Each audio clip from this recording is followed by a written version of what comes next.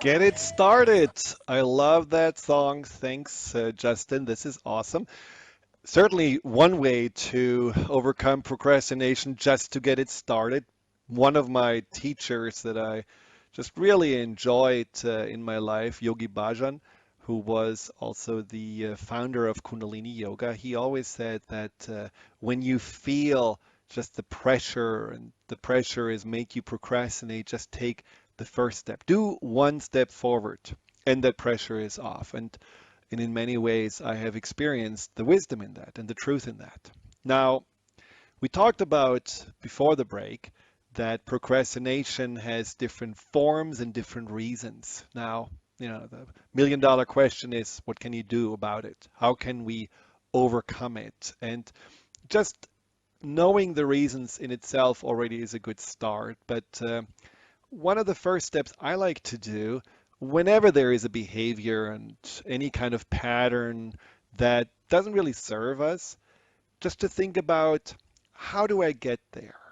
How do I know it is time for me to procrastinate? Because procrastination is a choice. It's something that you do on a regular basis. And so how do you get there and what happens? So you may have an idea, you may have an intention, you have the plan, and then you stop, it gets derailed, you put it on hold. And what needs to happen in between that plan or that intention and the not executing it? And that's something that's really interesting because you will see if you really either backtrack or you watch yourself doing it. Just saying, okay, I want to observe. I want to see what I do, how I do procrastination. And if you're good at it, you're going to see masterful procrastination. And so what are the tricks of the trade? How do you get there? And what you may find out is that you are usually using some language, some thoughts are popping up from nowhere that stop you. Maybe there is a thought of, oh, you can't do that. It's not going to work out. Oh, that's too hard. Oh no, let's do it tomorrow. We can do it tomorrow. There is enough time. I'm not feeling like it. I don't think it's the right thing for me, or it's not today, or oh, if I'm gonna do it, other people think it's crazy. And you can see there are a lot of maybe negative thoughts, little excuses, little naysayers, or maybe really like full-blown judges that may stop you. And again, this is not a thought that you're conjuring up. This is usually a thought that bubbles up from the subconscious into your conscious mind. Okay, so that's one thing to look at. So what are my thoughts and what am I going to do with those thoughts? Am I just letting those thoughts pretty much, be my command and I'm going to do what they tell me? Or am I questioning those thoughts and ideally redirecting those thoughts? Another thing that may happen is that you have an image coming up, maybe an image from a memory where you did something and then you failed, or you tried something and then you get criticized for it, or you have tried to go for something for a while, like eating healthy or hanging out with your friends or getting early to bed or a good habit, and then it failed, and then you procrastinated about following through, and that image may come in, maybe even an image that shows you in your mind as a failure, as a loser. That may really stop you. And it can also be that you're feeling simply small, too small for this world, too small for all the mountains of tasks that have been looming over you, too small to really make an impact. All of those things, whether it's the thoughts, the images, or maybe just a feeling of dread, a feeling of tiredness, a feeling of exhaustion, a feeling of antsiness and nervousness, all of those things are the triggers that get you then to make the decision to procrastinate.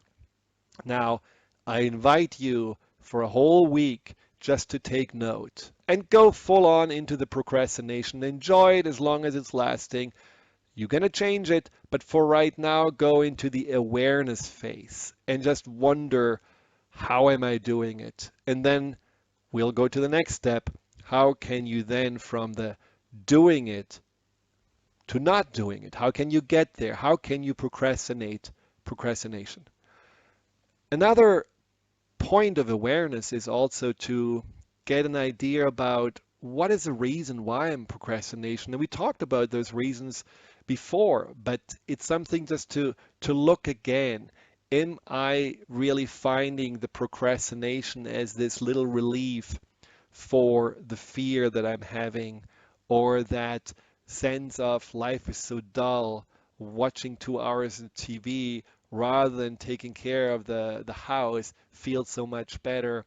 Just notice the reasons and then ask yourself also, what's in it for you? So if you ask yourself, what do I get out of not doing what I'm intending to do? What do I get out of just decompressing, or just postponing, or just head in the sanding? Whatever those things are, what do I get out of it? And some people may say, well, even I'm asking myself this, peace would come up, or a sense of relief, or a sense of numbness, or maybe some joy or pleasure, or in the moment when you do something that you procrastinate about, you may feel, I mean, that you procrastinate with, let's say you're playing a video game, you may feel better about yourself than when you have to study for your exams. So just be aware of also that, so that you know, okay, there is a driving force, there is a reward, there's something that keeps this procrastination going. So I need to find a way to make that emotion that makes me stop procrastinating much stronger than that what is the reward of procrastination, and that is the word motivation. Because obviously when you are procrastinated, you're motivated to avoid whatever you want to avoid and do whatever you choose to do at that time. So your motivation to follow through, your motivation to get done what you were intending to do, is not as strong as the motivation to avoid it. So, how can you make this motivation of doing and following through and taking responsibility and taking care of yourself?